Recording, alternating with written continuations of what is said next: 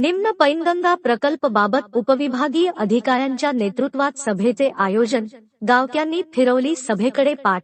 सभेला केवळ संबंधित विभागांचे अधिकारी व कर्मचारीच उपस्थित. विदर्भाच्या यवतमाळ जिल्ह्यातील व मराठवाड्याच्या नांदेड जिल्ह्यातील बहुचर्चित निम्न पैनगंगा प्रकल्पाबाबत दिनांक 3 जानेवारी रोजी बुडीत क्षेत्रातील उमरी, वरुड, तुका व झापरवाडी या गावांमध्ये उपविभागीय अधिकाऱ्यांच्या नेतृत्वामध्ये सभेचे आयोजन करण्यात आले होते. या तिन्ही गावातील ग्रामपंचायतीने ग्रामसभा घेऊन आम्हाला प्रकल्प नको असा ग्रामसभेचा ठराव यापूर्वीच पारित करून शासनाला पाठविण्यात आला होते.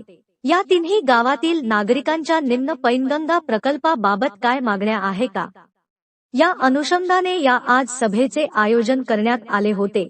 ही सभा उमरी, वरुड, तुका येथील ग्रामपंचायत कार्यालयाच्या पटांगणात घेण्यात आली होती. आलेल्या अधिकाऱ्यांचे ग्रामपंचायतच्या सरपंच, उपसरपंच व सदस्यांनी पुष्पहार देऊन स्वागत करून निघून गेले. या सभेला गावकऱ्यांसाठी जिथे बसण्याची व्यवस्था करण्यात आली होती तिथे एकही गावकरी येऊन बसला नाही. एकप्रकारे संपूर्ण गावकऱ्यांनी या सभेकडे पाठ फिरवल्याचे चित्र पाहायला मिळाले. आजच्या सभेला संबंधित विभागांचे अधिकारी व कर्मचारीच उपस्थित होते. गावातील काही नागरिकांना अधिकाऱ्यांनी विचारले असता आम्हाला धरणच नको अशी प्रतिक्रिया देण्यात आल्या. दोन्ही गावातील सरपंचांनी उपविभागीय अधिकाऱ्यांना आम्ही दिलेला ग्रामसभेच्या ठरावावर ठाम असल्याचे निवेदन देण्यात आले. निम्न पैनगंगा प्रकल्पाला शासनाने गती दिल्याने या परिसरात चांगलेच वातावरण पेटलेले आहे. मागील अनेक दिवसांपासून प्रकल्पाविरोधात साखळी उपोषण, आमरण उपोषण, जलसमाधी आंदोलन, रस्ता रोको आंदोलन अशी अनेक आंदोलने झाल्यामुळे प्रशासनातील अधिकाऱ्यांची चांगलीच गळचेपी होताना दिसत आहे.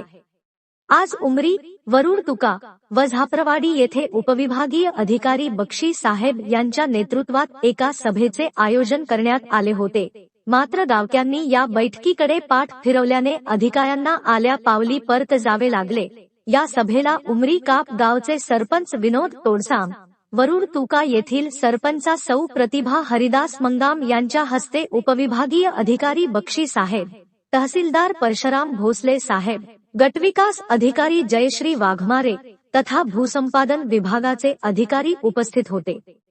श्रीकांत देशमुख, सावळी सदोबा प्रतिनिधी, न्यूज 24, आपकी आवाज.